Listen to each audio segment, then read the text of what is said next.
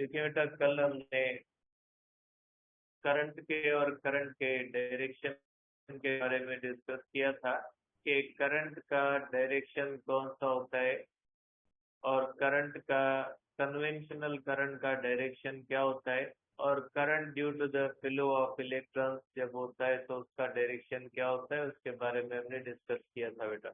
अब कुछ चीजें हैं जो ड्रिफ्ट वेलोसिटी और करंट के बारे में बेटा, उनको थोड़ा देख ले, फिर जो है वो आगे डिस्कस करते हैं बेटा। देखिए बेटा, इसके अंदर ड्रिफ्ट वेलोसिटी का और एरिया का आपस में क्या ताल्लुक होता है बेटा। ड्रिफ्ट वेलोसिटी और एरिया का एक दूसरे के साथ इनवर्स रिलेशन होता है। अगर कोई ऐसा कंडक्टर है जिसके एक हिस्से की एरिया कम है और दूसरे हिस्से की एरिया ज्यादा है, तो जिस हिस्से के अंदर एरिया कम होगी उसके अंदर ड्रिफ्ट वेलोसिटी ज्यादा होगी, और जिसकी एरिया ज्यादा होगी उसके अंदर ड्रिफ्ट वेलोसिटी जो होगी वो कम होगी।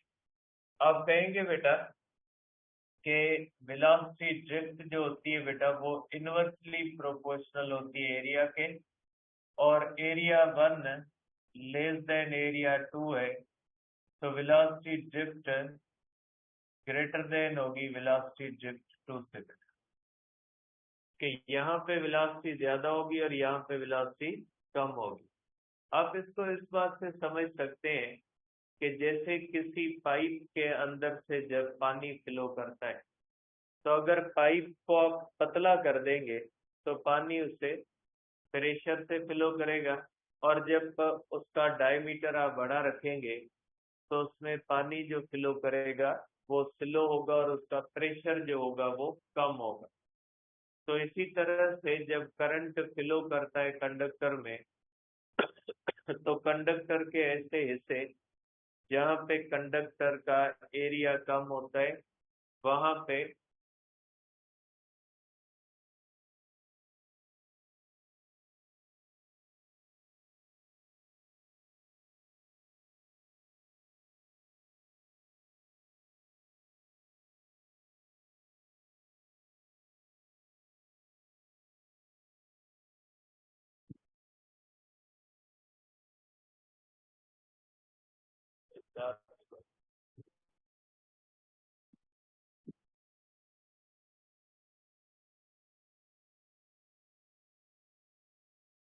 किसे भी हो।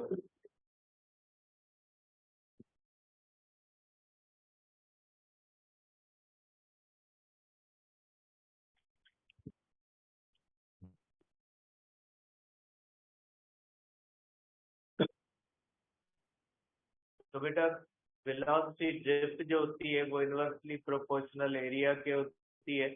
कंडक्टर का वो हिस्सा जहाँ पे एरिया कम होती है वहां पे वेलोसिटी ड्रिफ्ट ज्यादा होगी, और कंडक्टर का वो हिस्सा जहाँ पे एरिया ज्यादा होगी वहां पे वेलोसिटी ड्रिफ्ट कम होगी, और एरिया कम होगी तो वेलोसिटी ड्रिफ्ट ज्यादा होगी बेटा। अब इस हिसाब से अगर हम ये वेलोसिटी ड्रिफ्ट है, लेकिन अगर करंट को देखें बेटा, तो करंट और वेलोसिटी ड्रिफ्ट का रिलेशन ये फार्मूला देता है कि करंट जो होता है बेटा इज इक्वल टू, ये हो जाता है N Q area into velocity drift बेटा, कि करंट का ताल्लुक एरिया के साथ भी है और करंट का ताल्लुक किसके साथ है, ड्रिफ्ट वेलोसिटी के साथ भी है। ठीक है, जहाँ पे एरिया ज्यादा होगी वहां पे वेलोसिटी ड्रिफ्ट कम होगी, जहाँ पे एरिया कम होगी वहां पे वेलोसिटी ड्रिफ्ट क्या होगी, ज्यादा। दोनों की प्रोडक्ट सेम रहेगी। जैसे प्रेशर और वॉल्यूम होता है P1 V1 is equal to P2 V2, pressure ज्यादा होगा तो वॉल्यूम कम होगा, प्रेशर कम होगा तो वॉल्यूम ज्यादा होगा, दोनों की प्रोडक्ट जो होगी वो सेम रहेगी। इसलिए हम कहते हैं P1 V1 is equal to P2 V2।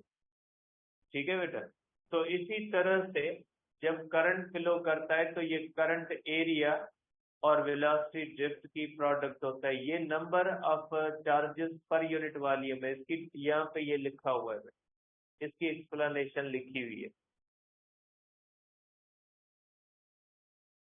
ठीक है, तो बेटा ये इसका मतलब ये हुआ कि फिर करंट जो होगा वो सेम रहेगा, जितना करंट यहाँ पे होगा उतना ही करंट यहाँ पे होगा बेटा। Current I1 is equal to क्या हो जाएगा, I2। करंट इस बात पे डिपेंड नहीं करता, जैसे ये बेटा यहाँ पे करंट आप कह ले 1, यहाँ पे करंट 2 कह ले, यहाँ पे करंट 3, करंट तीनों के अंदर क्या है बेटा, बराबर। लेकिन यहाँ पे वेलोसिटी V1 है, वेलोसिटी V2 है, और यहाँ पे वेलोसिटी क्या होगी, V3 होगी। तो आप कर सकते हैं कि velocity V1 greater than velocity V2 greater than velocity V3, क्योंकि इसकी एरिया A1 है, इसकी एरिया A2 है, और इसकी एरिया A3 है। Area less than area 2 less than area 3 बेटा। ठीक है, वेलोसिटी ड्रिफ्ट ज्यादा होगी, जबकि करंट क्या हो जाएगा, करंट सबके अंदर सेम होगा। तो करंट इस बात पे डिपेंड नहीं करता कि कंडक्टर की, एक ही कंडक्टर की, अगर एक ही कंडक्टर के एक हिस्से की एरिया ज्यादा है और दूसरे हिस्से की एरिया कम है, तो ऐसा नहीं होगा कि जहाँ पे कम होगा वहां पे करंट कम होगा और जहाँ पे ज्यादा होगा वहां पे करंट ज्यादा होगा, ऐसा नहीं। ठीक है, तो आप कहते हैं कि वेलोसिटी ड्रिफ्ट तो एरिया पे डिपेंड करती है, लेकिन यहाँ पे एक ही कंडक्टर की एरिया अगर चेंज होती है तो फिर करंट जो होगा वो चेंज नहीं होगा। यहाँ पे एक और बात भी ध्यान में रखें कि एक स्पेशल कंडीशन होती है, स्पेशल कंडीशन ये होती है कि अगर एरिया कांस्टेंट हो बेटा, अगर हमारे पास दो कंडक्टर है बेटा, उनकी एरिया सेम हो बेटा, एरिया 1 है और एरिया 2 है बेटा। ठीक है, लेकिन यहाँ पे जो वेलोसिटी V1 है और यहाँ पे वेलोसिटी V2 है बेटा, यहाँ पे V किसको जाहिर करती है बेटा, वेलोसिटी को। यह मैं लिख लेता हूँ बेटा, यहाँ पे बेटा वेलोसिटी ड्रिफ्ट 1 है और यहाँ पे वेलोसिटी ड्रिफ्ट 2 है बेटा। ठीक है, दो कंडक्टर्स पे। अब एरिया तो सेम है बेटा, एरिया जब सेम है मीन्स एरिया को हम क्या समझेंगे, कांस्टेंट। तो वेलोसिटी ड्रिफ्ट करंट किस पे डिपेंड करेगा बेटा, ये तो सब हो जाएंगे कांस्टेंट इस कंडीशन में बेटा। तो करंट क्या हो जाएगा, directly proportional to the velocity drift बेटा। अगर वेलोसिटी ड्रिफ्ट ग्रेटर देन है वेलोसिटी ड्रिफ्ट 2 से, तो आप कहेंगे कि करंट I1 जो होगा वो ग्रेटर देन हो जाएगा I2 से। अगर एरिया कांस्टेंट रहती है ना, तो फिर करंट सिर्फ और सिर्फ किस पे डिपेंड करेगा, सिर्फ और सिर्फ वेलोसिटी ड्रिफ्ट पे डिपेंड करेगा। इन चीजों को देखिएगा बेटा। ठीक है, अब आगे डिस्कस करते हैं बेटा ओम्स लॉ को, कि ओम्स लॉ क्या होता है या ओम्स लॉ में क्या बताता है।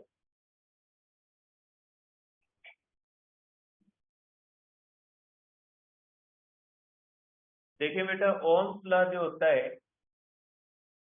ये एक फंडामेंटल लॉ ऑफ इलेक्ट्रिसिटी है बेटा। देखिए, फंडामेंटल लॉ ऑफ इलेक्ट्रिसिटी है बेटा। ओम्स लॉ एक फंडामेंटल लॉ ऑफ इलेक्ट्रिसिटी है बेटा, ये यूनिवर्सल लॉ नहीं है। यूनिवर्सल लॉ ऐसा लॉ होता है जो हर कंडीशन में हर चीज पे वैलिड होता है, लेकिन ओम्स लॉ हर कंडीशन में हर चीज पे वैलिड नहीं होता। ओम्स लॉ सिर्फ मेटलिक कंडक्टर के लिए होता है, और मेटलिक कंडक्टर भी अगर उनका टेम्परेचर भी हाई कर देते हैं तो ओम्स लॉ वैलिड नहीं होता बेटा। ओम्स लॉ मेटेलिक कंडक्टर के ऊपर भी एट नॉर्मल टेम्परेचर वैलिड होता है। अगर हाई टेम्परेचर कंडक्टर का कर देंगे तो भी ओम्स लॉ वैलिड नहीं होगा। इसीलिए हम कहते हैं कि ओम्स लॉ एक यूनिवर्सल लॉ नहीं है, ओम्स लॉ एक बुनियादी लॉ है इलेक्ट्रिसिटी का बेटा। ठीक है, अब इसकी स्टेटमेंट क्या होती है बेटा? इसकी अगर स्टेटमेंट को हम देखते हैं बेटा, वैसे ये लॉ जो है बेटा, ये उस लॉ से मुताबिक है जो लॉ हीट कंडक्शन का लॉ होता है बेटा। हीट की कंडक्शन का लॉ होता है कि किसी भी चीज में हीट कंडक्ट ज्यादा कब करेगी, तो बेटा हीट ज्यादा कंडक्ट तब करती है जब ज्यादा टेम्परेचर डिफरेंस होता है। अगर दो पॉइंट्स के दरमियान ज्यादा टेम्परेचर डिफरेंस होगा तो हीट ज्यादा कंडक्ट करेगी। अगर दो पॉइंट्स के दरमियान हीट टेम्परेचर डिफरेंस कम होगा बेटा, तो वहां पे हीट की कंडक्शन कम होगी। तो हीट की कंडक्शन ज्यादा होती है या कम होती है, ये डिपेंड करता है टेम्परेचर डिफरेंस पे बेटा। तो इसी लॉ से मुतासिर होके ये लॉ बना है कि किसी भी कंडक्टर में जो करंट होता है, वो जो फ्लो करता है, वो करंट जो फ्लो करता है वो ज्यादा फ्लो करेगा या कम फ्लो करेगा, वो किस पे डिपेंड करता है बेटा? वो डिपेंड करता है पोटेंशियल डिफरेंस पे। अगर किसी कंडक्टर के ऊपर ज्यादा पोटेंशियल डिफरेंस रखोगे तो करंट ज्यादा फ्लो करेगा। अगर किसी भी कंडक्टर के ऊपर पोटेंशियल डिफरेंस ज्यादा कम रखोगे तो करंट कम होगा बेटा। तो पहली बात इसकी कहती है कि current through any conductor is directly proportional to potential difference बेटा। ठीक है, across a states बेटा, means current is directly proportional to potential difference applied across its ends बेटा। इसका मतलब है कि करंट जो होता है वो डायरेक्टली प्रोपोर्शनल होता है पोटेंशियल डिफरेंस।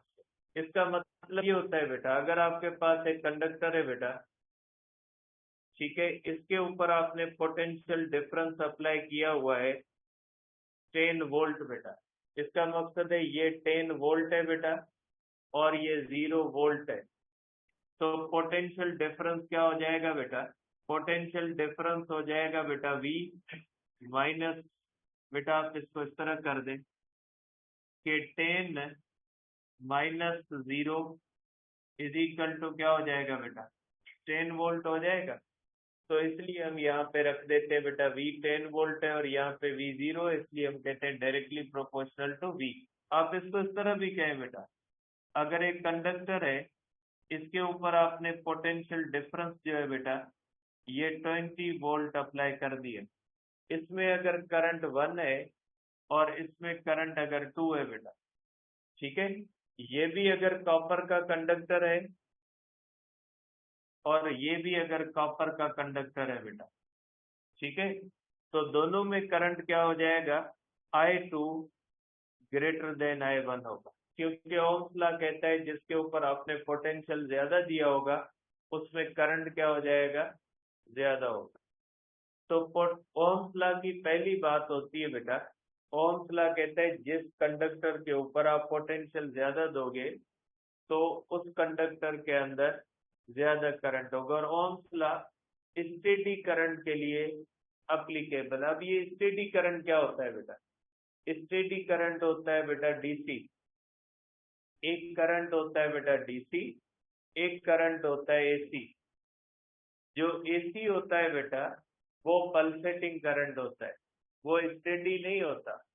और जो डीसी होता है बेटा वो स्टेडी भी हो सकता है और पल्सेटिंग भी हो सकता है।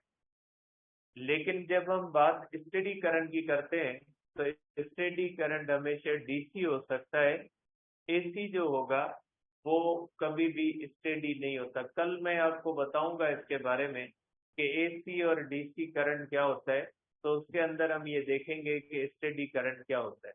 तो ओम्स लॉ के बारे में ये भी कहा जाता है कि ओम्स लॉ स्टेडी करंट के लिए अप्लीकेबल है, means Ohm's law DC current के लिए अप्लीकेबल है बेटा। अब देखिए बेटा, तो पहली बात ये हुई कि जिसके ऊपर पोटेंशियल ज्यादा होगा उसमें करंट क्या हो जाएगा, ज्यादा। लेकिन इसका मतलब ये नहीं है कि कंडक्टर की नेचर कोई रोल प्ले नहीं करती। ओम्स लॉ ये तो कहता है कि current is directly proportional to the potential difference, लेकिन एक और बात भी है, एक और फैक्टर भी है जो करंट को कंट्रोल करता है, और वो फैक्टर होता है नेचर ऑफ कंडक्टर, जिसमें आती है कंडक्टेंस बेटा। आप कहोगे बेटा कि current through conductor also depends upon also depends upon nature and physical conditions. Physical conditions का मकसद है टेम्परेचर वगैरह बेटा, ठीक है। अब यहां से एक आती है बेटा कंडक्टेंस, जिसको हम कहते हैं बेटा के। अब कंडक्टेंस का मकसद क्या होता है बेटा, हर कंडक्टर की अपने अंदर से करंट के फ्लो करने की इजाजत देने की जो सलाहियत होती है उसको कहा जाता है कंडक्टेंस। कुछ कंडक्टर्स ऐसे होते हैं जो अपने अंदर कम करंट को अलो करते हैं, और कुछ कंडक्टर्स ऐसे होते हैं जो ज्यादा करंट को अलो करते हैं, ठीक है। क्योंकि कंडक्टर के अंदर एटम्स मॉलिक्यूल्स होते हैं, और एटम्स मॉलिक्यूल की जो स्ट्रक्चर होती है वो इस बात पे डिपेंड करता है करंट, क्योंकि उसमें से जब इलेक्ट्रॉन को गुजरना पड़ता है तो कुछ कंडक्टर में इलेक्ट्रॉन को मुश्किल से गुजरना पड़ता है, कुछ कंडक्टर में इलेक्ट्रॉन इजीली गुजर जाता है। तो इसको हम कहते हैं कंडक्टेंस बेटा। Ability of conductors, ability of conductors to allow current बेटा, ठीक है बेटा। आप इसको कह सकते हैं बेटा के। अब इसको आप इस तरह देखें बेटा, अगर हमारे पास एक कॉपर का कंडक्टर है बेटा और एक आयरन का कंडक्टर है बेटा, इसमें करंट 1 है और ये कॉपर का है बेटा, और एक हमारे पास बेटा आयरन का कंडक्टर है बेटा, 10 वोल्ट है, इसमें करंट बेटा I2 है और ये आयरन है बेटा। अब ओम्स लॉ तो कहता है कि current is directly proportional to the potential, लेकिन इसका मतलब ये नहीं है कि इन दोनों में सेम होगा, क्योंकि करंट सिर्फ पोटेंशियल पे डिपेंड नहीं करता। करंट किस पे डिपेंड करता है, करंट नेचर ऑफ कंडक्टर पे भी डिपेंड करता है। इसलिए हम कहते हैं कि I is directly proportional to V, या I is equal to KV। ये कंडीशन कहती है कि सेम पोटेंशियल पे उस कंडक्टर से ज्यादा करंट फ्लो करेगा जिसकी कंडक्टेंस ज्यादा होगी। इसका बेटा K1 है, इसकी कंडक्टेंस K2 है, और K1 बेटा कॉपर की ज्यादा होती है K2 से, देयरफॉर I1 ज्यादा हो जाएगा I2 से, भले V1 is equal to V2। Potential तो सेम है, लेकिन जिसकी कंडक्टेंस ज्यादा होगी उसमें करंट क्या हो जाएगा, ज्यादा हो जाएगा। अब एक और प्रॉपर्टी होती है बेटा कंडक्टर की, जिसको हम कहते हैं रेजिस्टेंस बेटा, ठीक है, जिसको हम R से लिखते हैं। रेजिस्टेंस का फार्मूला मैं आपको या उसकी चीजें मैं आपको कल बता चुका हूँ, रेजिस्टेंस की डेफिनेशन भी पढ़ी थी हमने। और ये बात बेटा ध्यान में रखें कि ये जो K होती है, K डिपेंड्स अपॉन बेटा नेचर ऑफ कंडक्टर बेटा। ठीक है, ये नेचर ऑफ कंडक्टर पे डिपेंड करता है। के डायरेक्टली प्रोपोर्शनल एरिया के इनवर्सली प्रोपोर्शनल लेंथ के, और के इनवर्सली प्रोपोर्शनल टेम्परेचर के बेटा। के एरिया ज्यादा होगी कंडक्टेंस ज्यादा होगी, लेंथ ज्यादा होगी कंडक्टेंस कम होगी, और टेम्परेचर ज्यादा होगा कंडक्टेंस क्या होगी, कम होगी बेटा। ठीक है, और कंडक्टेंस किस पे डिपेंड करती है बेटा, नेचर पे। अब ये एक प्रॉपर्टी होती है जिसको रेजिस्टेंस कहते हैं बेटा। कंडक्टेंस का मकसद है करंट का फ्लो ज्यादा होता है या कम, मीन्स अलो कितना करता है। रेजिस्टेंस का मकसद होता है करंट की अपोजिशन, कि कोई भी कंडक्टर कितना करंट को अपोज करता है। अगर किसी कंडक्टर की कंडक्टेंस ज्यादा होगी तो उसकी रेजिस्टेंस क्या हो जाएगी, कम। अगर कंडक्टेंस कम होगी तो रेजिस्टेंस ज्यादा हो जाएगी। ये दोनों एक दूसरे से अपोजिट प्रॉपर्टीज है। जैसे लाइट ज्यादा होगी तो डार्कनेस कम होगी, और डार्कनेस ज्यादा होगी मीन्स लाइट क्या है बेटा, कम है। ये इस तरह की प्रॉपर्टीज होती है। ठीक है, तो आप कहोगे कि resistance is reciprocal of conductance बेटा।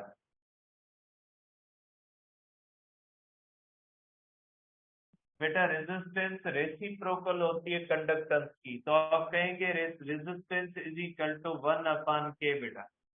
ठीक है, और K का यूनिट क्या होता है बेटा, यूनिट ऑफ K जो होता है बेटा वो होता है साइमन।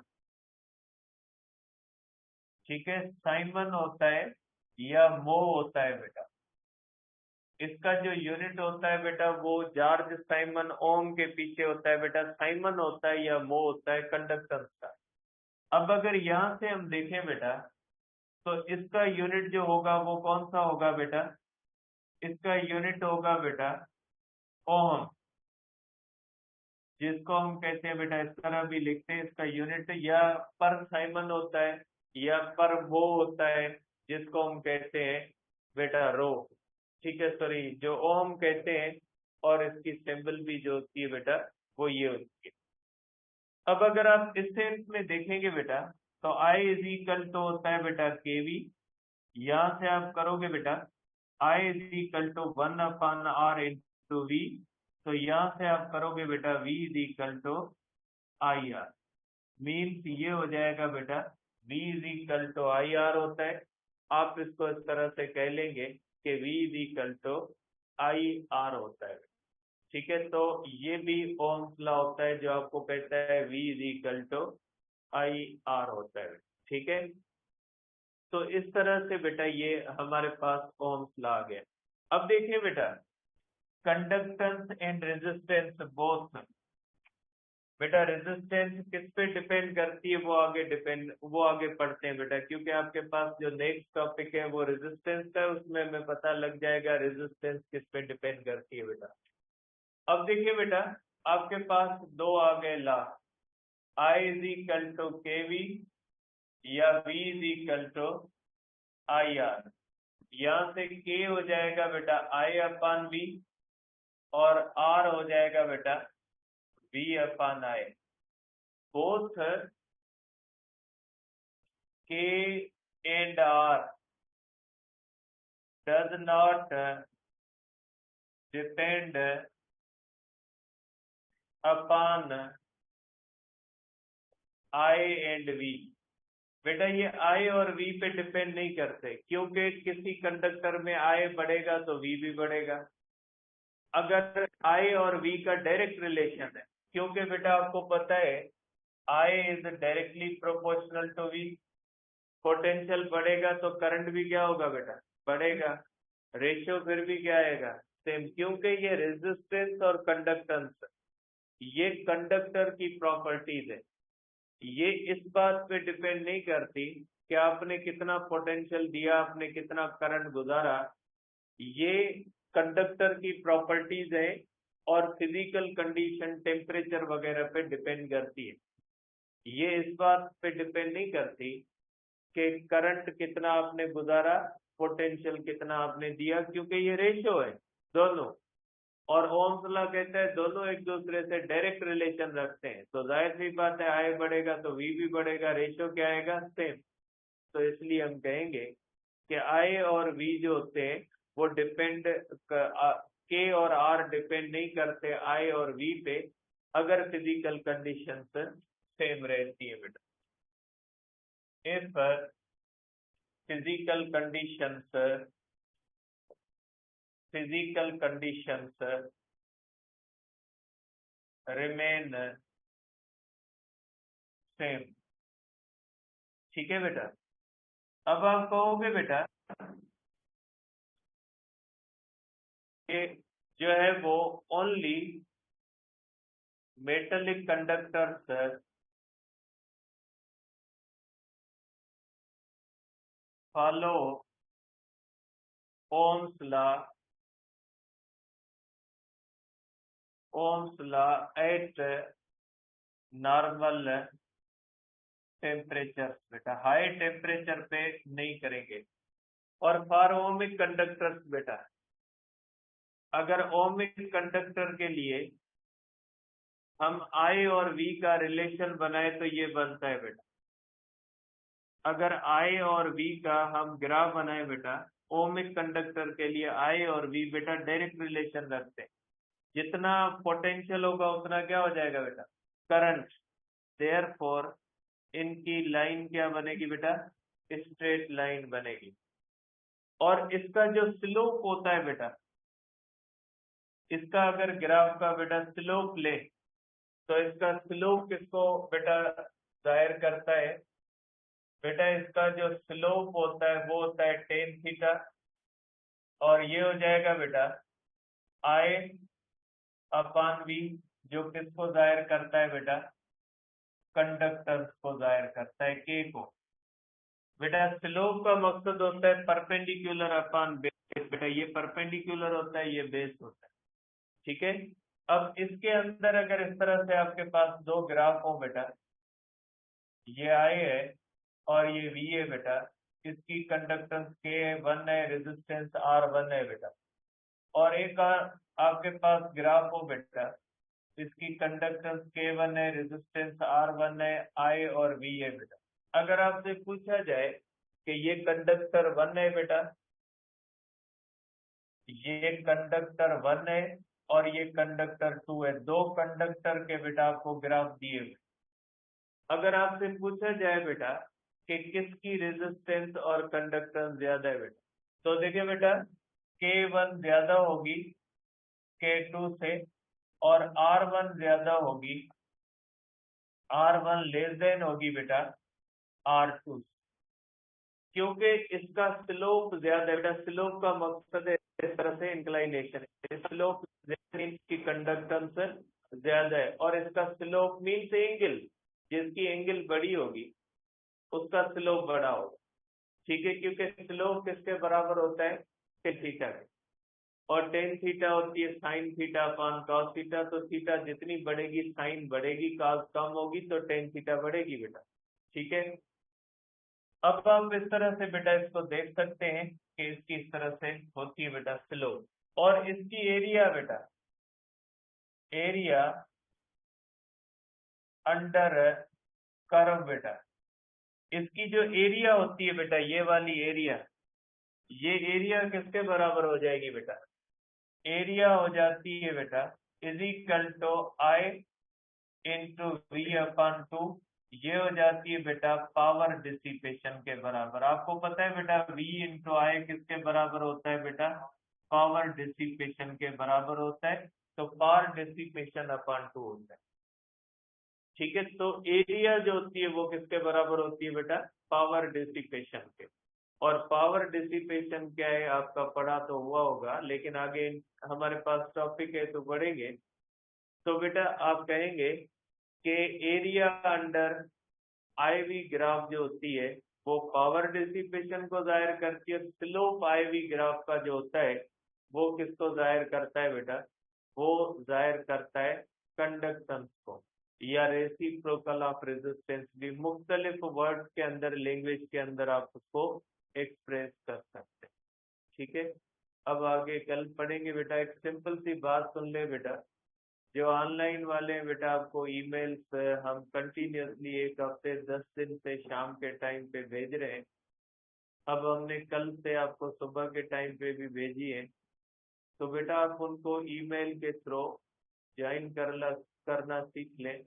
इतनी मुश्किल बात नहीं है, सिंपल सी बात है बेटा। आपको ईमेल आती है, ईमेल के अंदर जो एक ऑप्शन आता है ज्वाइन वेबिनार का, जो ब्लू कलर के अंदर आता है, आप ऐसा करें बेटा कि अपनी जूम खोलें और जूम के अंदर साइन इन आता है, साइन अप नहीं करना, साइन इन करना है। अब जब आप जूम खोलोगे तो वहां पे ईमेल भी आएगा, नीचे पासवर्ड आएगा, लेकिन और आप उसके नीचे देखोगे तो साइन इन विथ गूगल लिखा होगा। बेटा उसके अंदर एक ऑप्शन आता है, जब आप जूम को खोलते हो तो एक ईमेल और नीचे ऑप्शन आता है, लेकिन उसके नीचे आप देखोगे तो वहां पे साइन इन विथ गूगल आता है।